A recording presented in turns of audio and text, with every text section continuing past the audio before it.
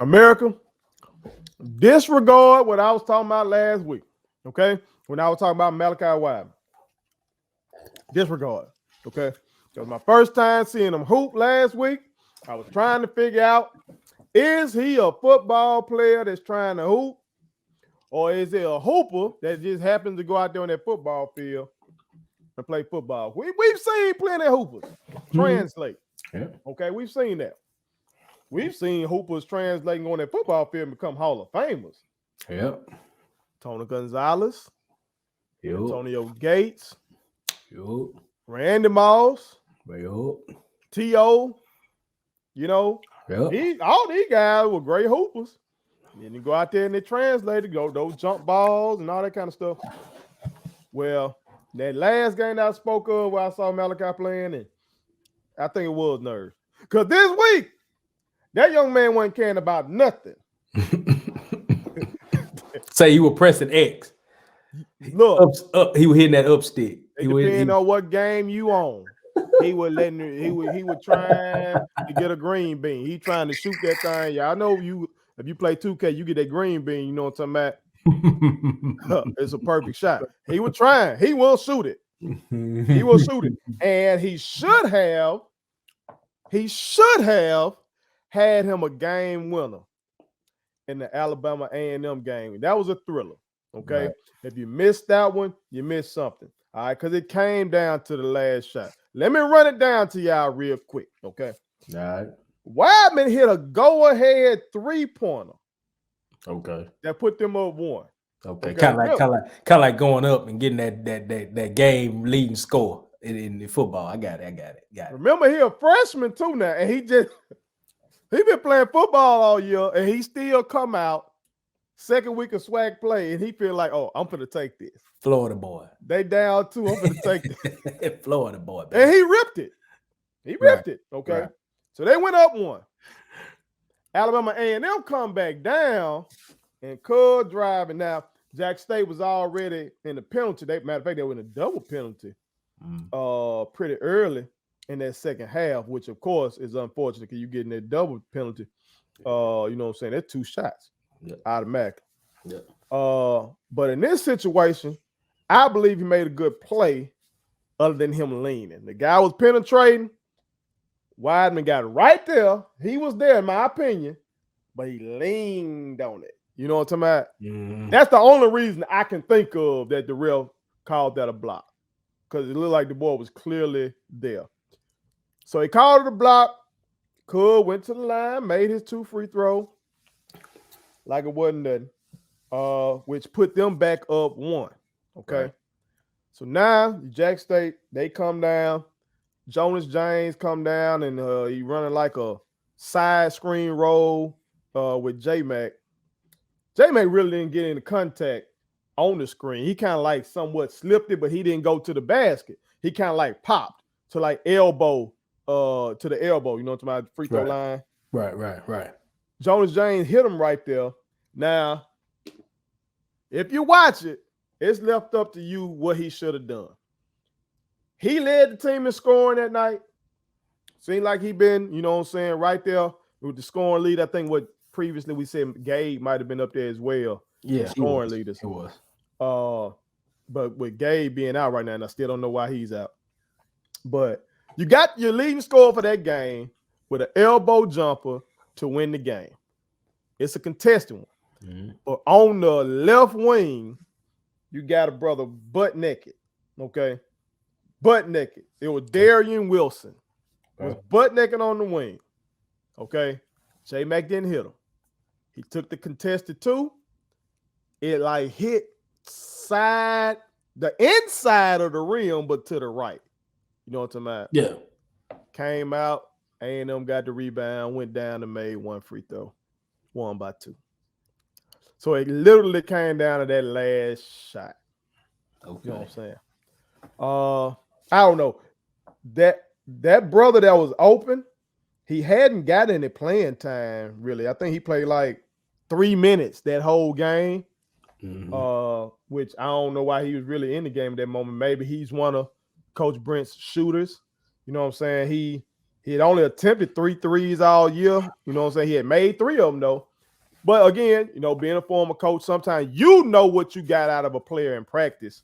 And you know if that player is ready for that moment. I remember distinctly when I was coaching in Holmes County, and we were playing against one of our rivals. I want to say that was senior night, too. And it came down to the last shot. And I drew up the play for my leading scorer. Mm-hmm. But I had, it was on a side out of bounds. I had other options built in. Because, of course, you would think that the opposing coach is going to try to take that away. Right. And they did.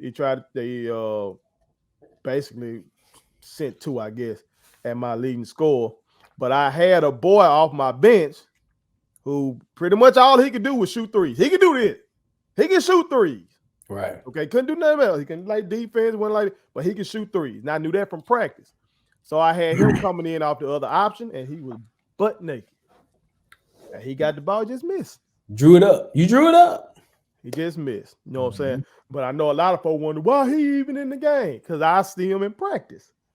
So maybe Coach Brent had that brother in because he knew what he had in practice. But whatever the case was, J-Mac didn't trust that, I guess, and J-Mac took that shot. So I guess you can live with that. Your top guy taking that last shot, bro. That was a tough one. A&M played only 8 players, T. Wow. Yeah, they were saying, their commentators were saying, like, really they played 7. They played 8 guys, but like the 8th guy probably got 3-4 minutes or something. I think COVID is doing this thing over there as well. Yeah, they really played 6 guys. They played 5 guys 30+ minutes. Oh no, some boy had like 38 minutes, and they played 5 guys 30+ minutes, and then them young men had to play now. Yeah, everybody else 13 or less. So it's about they played, but they went about 7 deep. I say for real. Yeah, it's 8 on the stat sheet, but them boys, they gutted it out. Now they ain't have great shooting numbers and stuff like that, but they gutted one out. And we should have won that game though. Right. We should have won that game. Again, I think we're missing Gabe Watson scoring for real. Well, interestingly, to Jackson State's, I ain't gonna say defense, but because I really didn't get a chance to catch the game, but the free throw disparity was there in that A&M game because A&M shot 30 free throws. They made 22 or 30. Jackson State only had 6 attempts at the line in that game, so. That's interesting. That's very interesting. They called a lot of fouls on Jackson State. They called 22 fouls on Jackson State in that game. Like I told you, we were in foul trouble early. Yeah, I mean, we sent them to the line early in that bonus. So again, when you get in that bonus, it could be a non-shooting foul. You going to that line, right? Yep. You know what I'm saying? So that causes we gotta start getting that. And I'm not one of those guys who just finna chalk it up to road game and the refs and stuff like that, because when you're going on the road, refs are human beings. They're gonna basically bow down to the will of the people. They not supposed to. Yeah, they're not supposed to. But Alabama A&M had that little student section back up in there. They were loud. You know what I'm saying? The refs gonna be susceptible to that. You know what I'm talking about? So we should have put some pressure on them. Drive the ball, get some post touches and stuff like that, and try to make them even it up, because that's a huge disparity. Yeah, that's like 5 times more than the other team. Yeah, that's a huge disparity. So you get a disparity like that, I'm not saying get a tick, you know what I'm saying, but you gotta let the refs know, hey, you gotta even this thing up a little bit now, and then you tell your boys, all right, now I done told him this, now y'all need to put the pressure on the ref. You know what I'm talking about? And maybe Coach Brent did that. You know what I'm saying? Like I said, it came down to the last shot. Anyway, in the game today, as we tape, you know what I'm saying? We're taping on Saturday, so they just wrapped up a win. Yep. All right, so they finally got a win on their resume in the SWAC this year, beating Prairie View 75-64. Again, like I told y'all about Wideman, The man is a basketball player. Here you go. Here you Who go. just happens to play football. Right. The man he took more shots than anybody today. He took 14 shots. He say the light green. Hey, that's how he feel. That young man was stealth range one time and just pulled that thing. That boy don't care nothing about it. He caught a body today. He caught a body, or two hand on the mug, you know what I'm talking about? Right. And I don't know if the team was excited or they were trying to grab him. So, you know what I'm talking about? Somebody tried to tell me he stole on somebody, in a football game after the game with that look. Remember when the flag was planted in the football and they claimed a Jackson State player stole on somebody? They claim. That was the streets say. Now, I didn't see some mysterious way, though, he didn't play that next game. So I don't know how that happened. It might have been COVID. Oh, might have been that rapid test. Might have been that Rona. Rapid test. Possibly. Swap. Might have been that. But I don't know if when he caught the body, if they know he'll turn up, and they trying to grab him before he turn out. Now I did see Coach Brent like you know what I'm saying, like he trying to tell him, like, calm your ass down type of shit. But that young man there, he don't give a fuck. He gonna get it up. You know what I'm saying? Went 4 for 14. He had 12 points, but Terrence Lewis, he gave 16 today. Taylor had 14. We still, though, Jonas in back-to-back game didn't shoot it well. 2 of 7. Right. You know what I'm saying? And he stands out to me because as I told you off camera, I coached against him when I was at Velma Jackson. You know what I'm saying? So he a former Danny Dillon. So I just remember him. So he's been struggling with his shot out there. But whatever the case is, they got that dub. They got off the snide, they got the dub, and I know they're happy about that. So hopefully they can. They got to keep pace, man. I mean, Alabama State's up, a couple games on them, about a game and a half, I guess you say, behind Alabama State and Alabama A&M. Mm-hmm. So, those are key. That A&M game was a key one. And they've been there. I know one of our real ones. This is a loyal viewer. Shout out, you know what I'm saying? I forgot who said it, but basically he said it's time for Brent to go. Just ready for him to go on. Under our thing last week. Man, just coach champ. They just got some rings today, man. He just co-champ like last year. So yeah. They just got some rings today, man. And then I know you look at the record this year again, the non-conference, we know what that's going to be in the check game. It's rough until we start doing some of the stuff that the football team doing and getting these 5 stars. It's going to happen. It's going to happen. It's going to happen. But in these SWAC games, I just told y'all the A&M game came down to the last shot. Yeah. Real talk. And then those 2 from last week, I'm telling y'all, I know the scores look double-digit losses. If you watch those games, you'll see Jackson State was in those games as well. Okay, so they're not quite there. I think they got a chance to get there, though. I think they got a chance to get there through the season, clean up some things. It's wide open.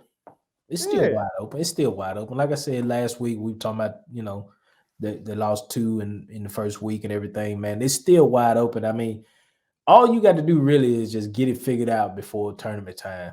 See, conference tournament time. And if y'all can figure it out conference tournament time, then you can carry that momentum in. I mean, that's a proven fact, Yeah, get some things cleaned up, get Gabe back in things. Again, I don't know what's going on with him. I'm assuming he's coming back. Maybe it might be COVID. I don't know. Right. Get Wideman. Wideman obviously not scared. No. But he ain't been there through, basketball. Like all these sports now, these sports really going year round in terms of the training nowadays. Mm-hmm. You know what I'm saying? These young men and women in college, and I know when I was coaching in high school, we were going year round. Mm-hmm. We ain't had no off season really, because even when I'm supposed to be off, you got boys texting you to get in the gym and work. So it ain't really no off season.